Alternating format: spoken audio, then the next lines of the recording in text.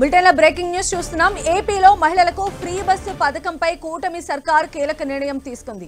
రాష్ట్ర వ్యాప్తంగా ఉచిత ప్రయాణ సౌకర్యం ఉంటుందని ప్రభుత్వం క్లారిటీ ఇచ్చింది. ఆగస్టు 15 నుంచి ఆర్టీసీ బస్సుల్లో మహిళలకు ఉచిత ప్రయాణం ప్రారంభించేందుకు ప్రభుత్వం అన్ని ఏర్పాట్లు సిద్ధం చేస్తోంది. ఫ్రీ బస్ అమలు విధి విధానాలపై AP cabinet sub committee సమావేశమైంది.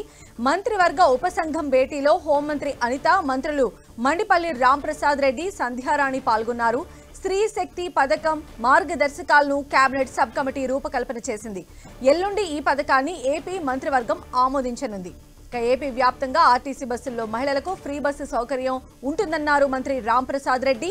Palle Velugu, ultra Palle Velugu, express, ultra express, inter city బస్సుల్లో మహిళలు ఉచిత ప్రయాణం చేయొచ్చని తెలిపారు. స్త్రీ శక్తి పథకానికి సంవత్సరానికి 1950 కోట్లు ఖర్చు కానుందన్నారు. ఏపీకి చెందిన రేషన్ కార్డు, ఆధార్ కార్డులు ఉన్నవారికి మాత్రమే ఈ స్కీమ్ వర్తిస్తుందన్నారు.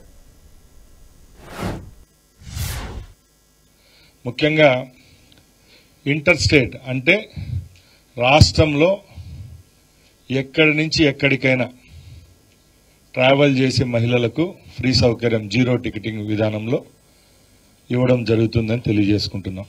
ఒకటవది. రెండవది, అందరూ అడుగుతారు ఏ కేటగిరీ బస్సుల్లో ఈ సౌకర్యాన్ని కల్పిస్తారని అడుగుతారు.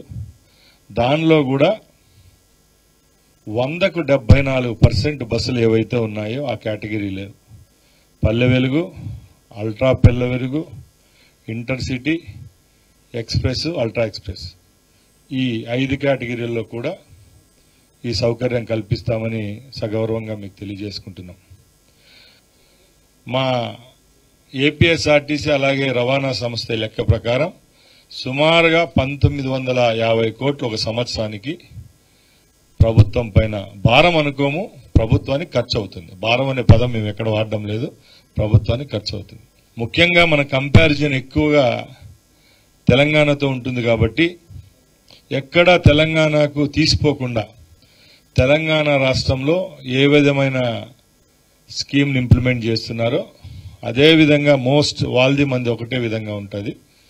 వాళ్ళు ఏ కేటగిరీలో ఈ బస్సులు తీసుకొచ్చినారో ఆ కేటగిరీలో ఇంకా పైపెచ్చుగా మన దాంట్లో ఇచ్చేదానికి కూడా చర్యలు తీసుకున్నాం. లేదు సార్, ఆంధ్ర రాష్ట్రానికి సంబంధించిన ఈ రేషన్ కార్డు కానీ ఆధార్ ఎవరికైతే ఉంటుందో వాళ్ళకి మాత్రమే. 101% ట్రాన్స్జెండర్స్ కూడా ఈ స్కీమ్లో వర్తిస్తుంది.